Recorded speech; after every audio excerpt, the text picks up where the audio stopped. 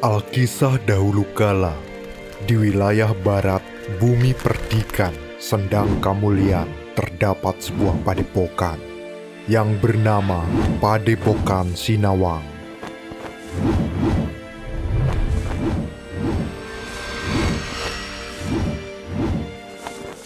Wilayah tersebut berada di bawah kekuasaan Majapahit yang saat itu sedang dirundung duka.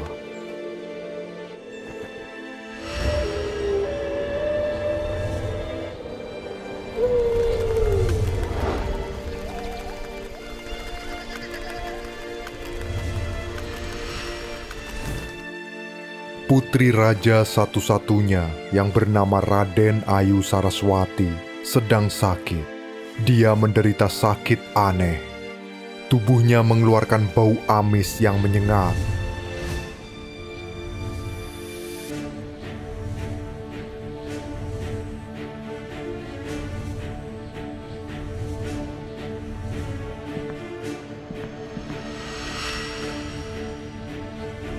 Siapapun yang mencium aromanya pasti akan menutup hidungnya.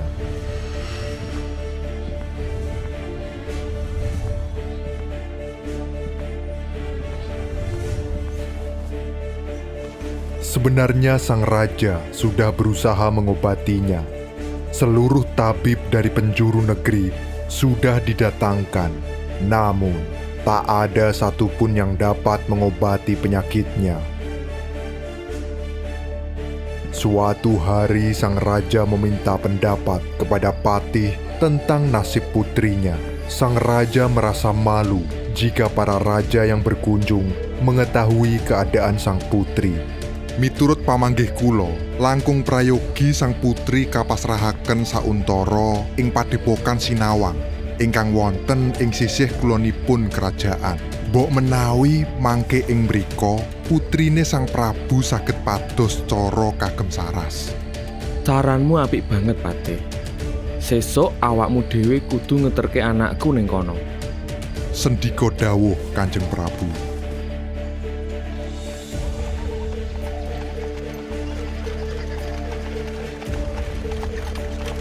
Keesokan harinya, mereka berdua berangkat ke Padepokan Sinawang.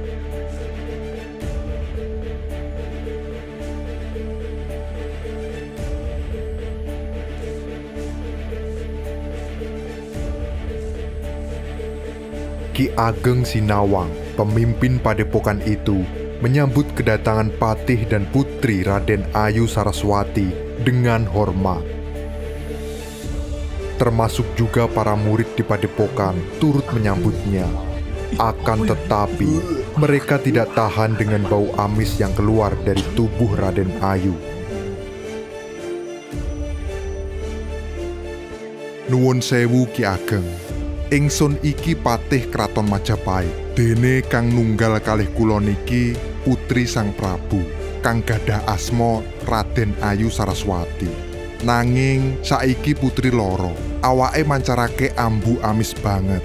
Awit saking punika, Baginda kersa masrahaken putri ing mriki supados Ki Ageng saged mbiyantu nambani. Duh, pranyata tamu kula punika Patih Kraton Majapahit. Nuwun sewu. Menawi sambutan kita kirang sopan, kula nampi Raden Ayu Saraswati manggon wonten mriki kalian murid-murid kula sanesipun. Setelah ditinggal pulang Patih, Ki Ageng Sinawang memperkenalkan Raden Ayu Saraswati kepada murid-muridnya. Dikarenakan bau yang sangat menyengat, mereka memberi julukan kepada sang putri dengan nama Roro Amis.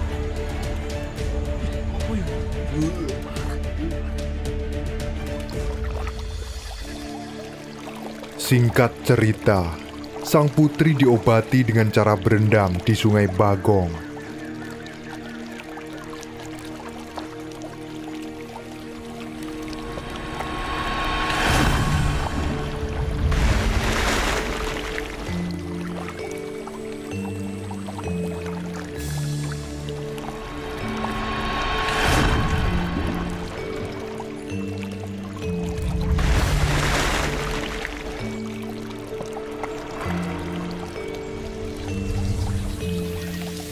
Akan tetapi, baunya tak kunjung hilang, bahkan semakin menyengat, hingga membuat sang putri hampir putus asa.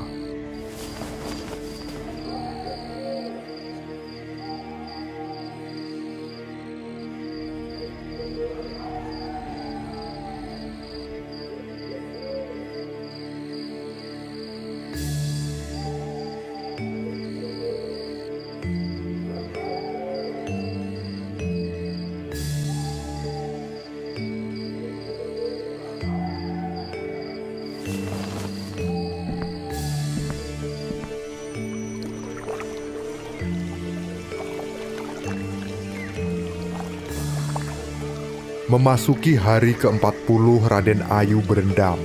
Tiba-tiba muncul seorang pemuda tampan berenang mendekatinya. Pemuda itu bertanya kepada sang putri, kenapa tempat ini berbau amis? Raden Ayu Saraswati menjelaskan jika bau itu muncul dari tubuhnya. Dadi awakmu sing mambu amis. Yen aku bisa ngilangi mambu amis saka awakmu, kowe gelem dadi bojoku? Aku wis meh nyerah karo penyakitku.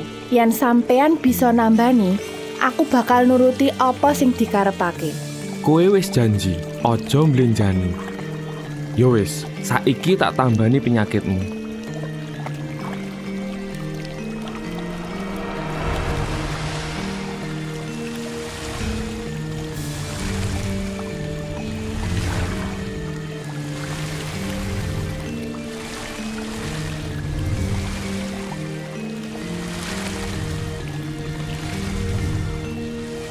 Pemuda itu kemudian berdiri dengan kedua tangan berada di dalam sungai.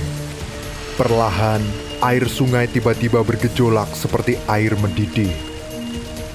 Akan tetapi air itu tak terasa panas, justru terasa sejuk di kulit Raden Ayu Saraswati. Kemudian pemuda tampan itu menarik kedua tangannya dari dalam sungai, dan sungai itu menjadi tenang kembali.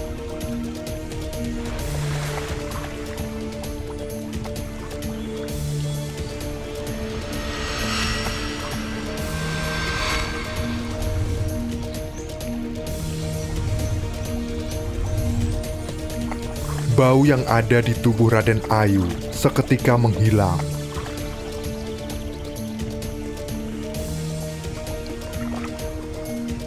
Pemuda itu pun menagih janji sang putri.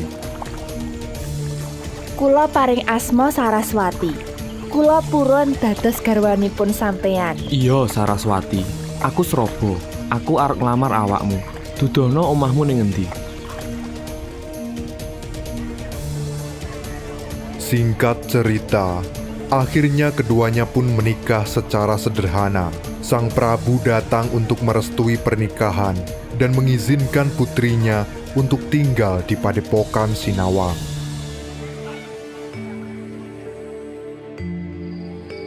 Berjalannya waktu, Raden Ayu Saraswati hamil. Di masa kehamilan istrinya, Srobo ingin bertapa agar kelak anaknya menjadi orang yang berguna bagi banyak orang. Dia juga berpesan kepada istrinya agar tidak mengambil jemuran sebelum senja tiba dan dilarang masuk ke tempatnya bertapa.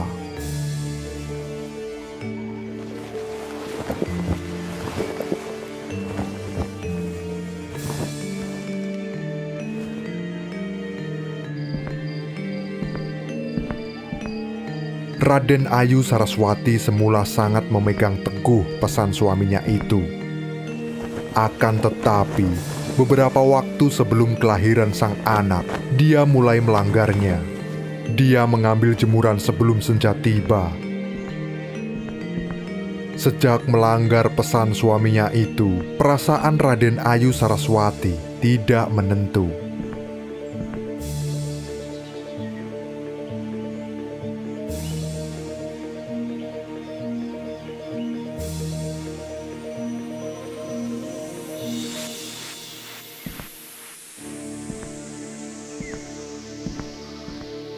Dia begitu rindu untuk bertemu suaminya.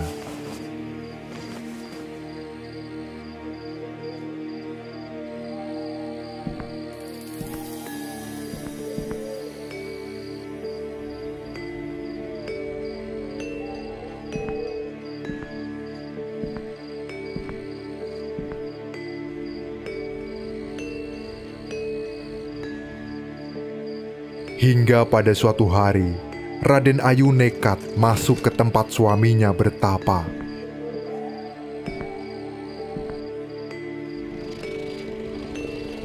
Dia terkejut karena melihat seekor buaya putih berada di tempat pertapaan suaminya.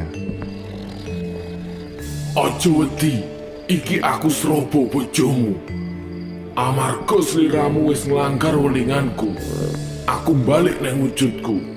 Sejatine aku boyo putih sing nguasani Kali Bagong.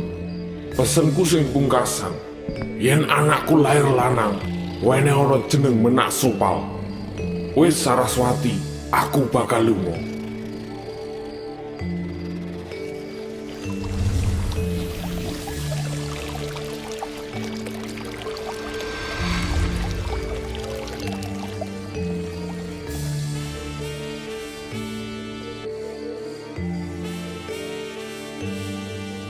Benar saja, beberapa bulan kemudian, lahirlah anak laki-laki yang diberi nama Menak Sopal. Setiap malam keanehan muncul pada tubuh bayi Menak Sopal, yaitu keluar sinar seperti kunang-kunang. Itu menandakan kelak Menak Sopal menjadi pemuda yang luar biasa.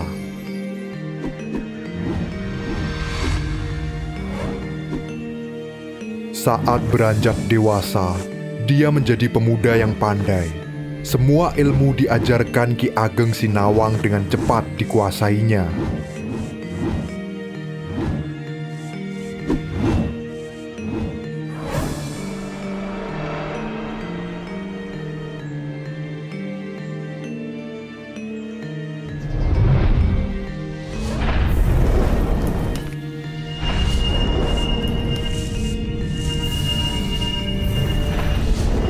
Selain itu, dia juga berhasil menguasai ilmu malih rupa, peninggalan ayahnya, Srobo.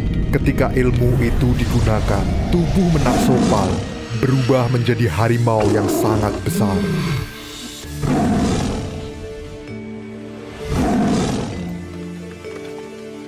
Menak Sopal tumbuh menjadi pemuda yang baik hati. Dia senang menolong orang lain yang sedang mengalami kesulitan.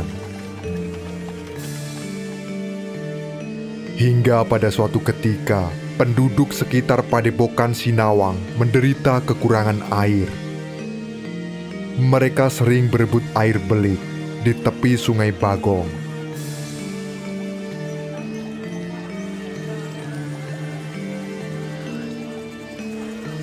Tak jarang juga sampai terjadi perkelahian.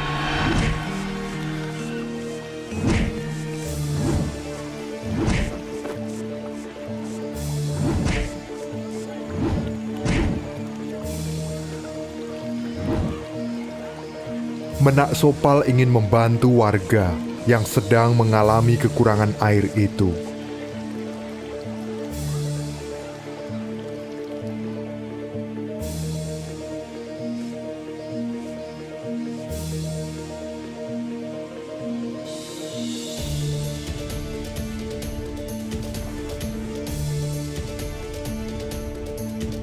Dia pun pergi menyelidiki keadaan sekitar Sungai Bagong sambil berpikir bagaimana cara agar penduduk desa tak kekurangan air.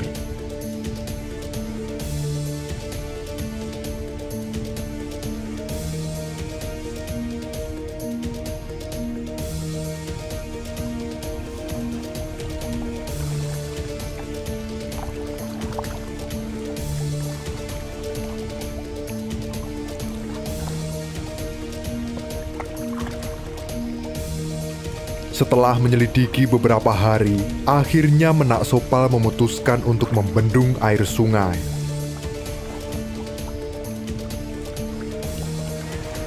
Kemudian, dia mengumpulkan para pemuda sekitar beserta murid-murid Padepokan Sinawang untuk diajaknya membuat bendungan. Akhirnya bendungan itu pun dapat diselesaikan dalam waktu yang tak begitu lama. Di malam hari, ketika semua pekerja sudah pulang, bendungan itu tiba-tiba ambrol.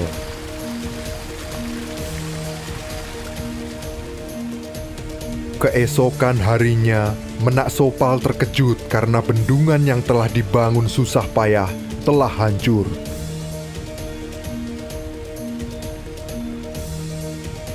Dia memanggil semua orang untuk kembali memperbaikinya.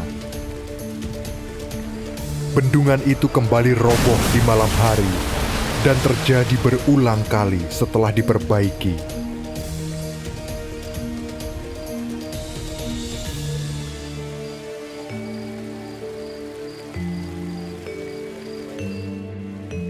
Merasa ada yang tak wajar, akhirnya Menak Sopal mengerahkan kesaktiannya untuk mengetahui siapakah yang mengganggu pekerjaannya.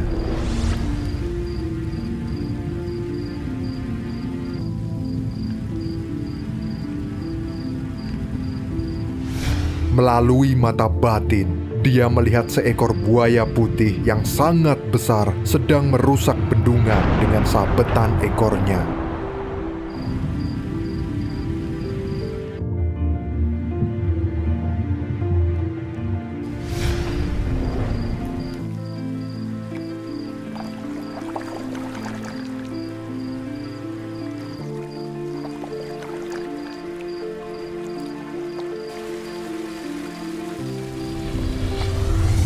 Menak Sopal kemudian masuk ke dalam sungai dan memukul air sungai tersebut.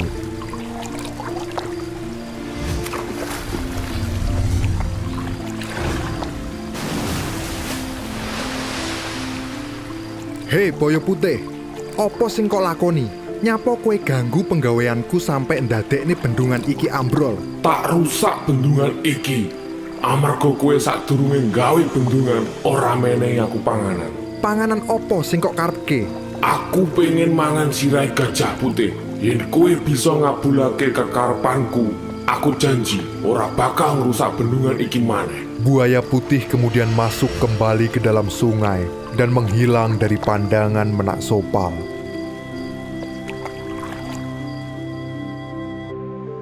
Menak Sopal akhirnya pulang kembali ke Padepokan Sinawang. Dia menceritakan hal itu kepada pemuda desa. Ada seorang pemuda yang menyarankan, jika memang permintaan buaya putih adalah kepala gajah putih, hanya ada satu orang yang memelihara hewan itu, yaitu Mbok Rondo Krandon. Menak Sopal akhirnya berangkat untuk menemui Mbok Rondo.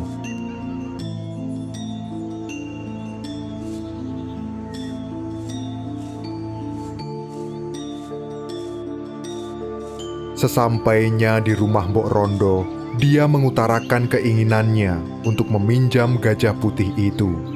Mbok Rondo, gajah punika kula ampil 3 dinten kemawon. Sakwise niku kula wangsulaken. Yen ana kedadean, sapa sing arep tanggung jawab? Ingkang tanggung jawab punika Padepokan Sinawang. Kula muridipun Ki Ageng Sinawang. Paring asma Menak Sopal. Oh, dadi kowe didhawuhi Ki Ageng Sinawang. Aku ngerti dheweke. Ya wis, aku bakal nyili kowe gajah putih 3 dina. Sakwise 3 dina balekno mrene.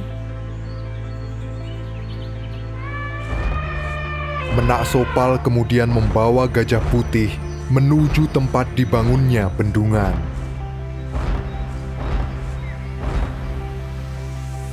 Dia lalu menyembelihnya.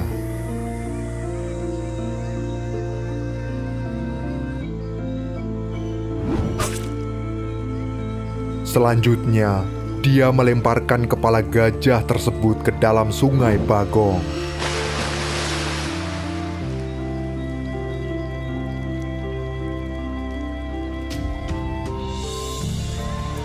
Setelah itu, bendungan dibangun kembali oleh warga desa.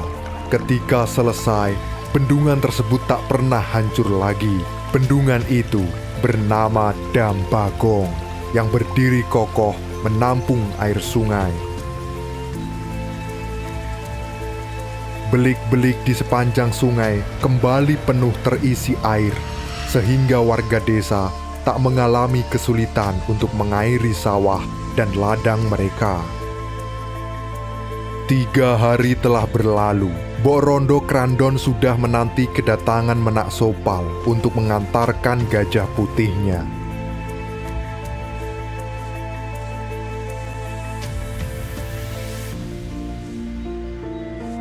Lama ditunggu, bahkan sampai 1 bulan lebih dia tak kunjung datang untuk mengembalikan gajah tersebut.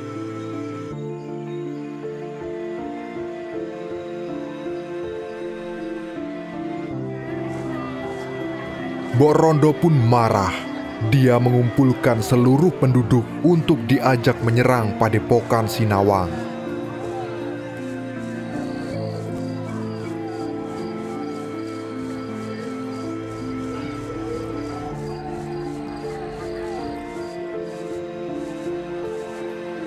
Di tengah perjalanan, Mbok Rondo dan rombongan tak sengaja melihat Menak Sopal yang sedang berkeliling desa.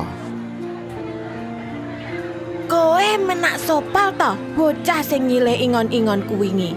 Ndi, saiki balekno gajahku. Nuwun sewu Mbok Rondo, gajah punika sampun kula sembelih. Sirahipun kula aturaken dhateng Boyo Putih ingkang nguasani Kali Bagong. Piye? Gajahku kok beleh? Enggih Mbok, Boyo iku janji sakwise mangan endas gajah putih, dheweke ora bakal ngrusak bendungan sing tak bangun. Amarga bendungan iku kanggo nulungi kebutuhan banyu warga lan petani. Ora mungkin.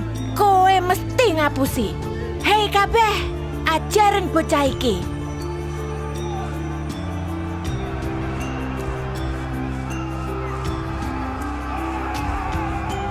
Menak Sopal tak mau melawan. Dia memilih untuk menyelamatkan diri. Seluruh penduduk desa Krandon mengejarnya, hingga akhirnya dia pun terpojok. Dalam keadaan terdesak, dengan ilmu malih rupa miliknya, dia berhasil menyelamatkan diri.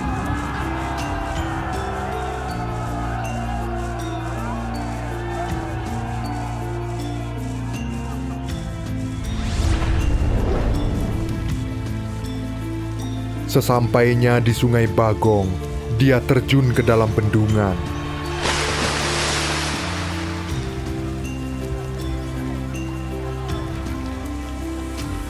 Mbok Rondo menyuruh penduduk desa untuk menunggu Menak Sopal muncul kembali ke permukaan. Dia sendiri bergegas pergi menuju ke Padepokan Sinawang.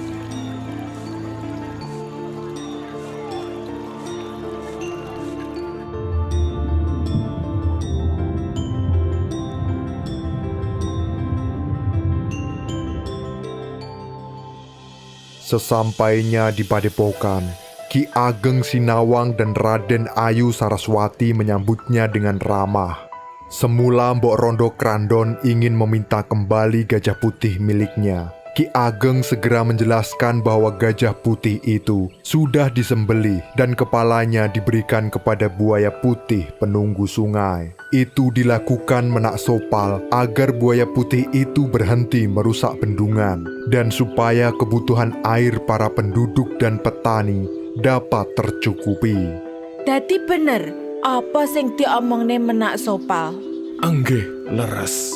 Tak pikir dhek ngapusi yen gajah putihku digunakne kanggo ngrewangi gawe bendungan. Ya wis, aku lilo lan ora tak masalahke. Matur nuwun Mbok Rondo Krandon.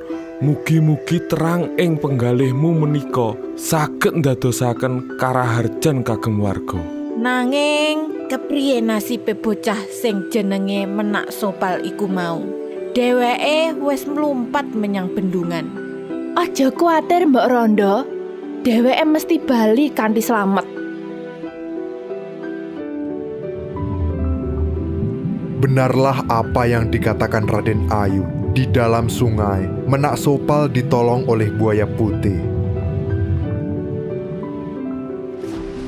Dia kemudian dibawa ke tempat yang aman bernama Sumur Gumuling. Ketika Mbok Rondo Krandon dan rombongan penduduk desa pergi, Menak Sopal juga pulang ke Padepokan Sinawang dalam keadaan segar bugar.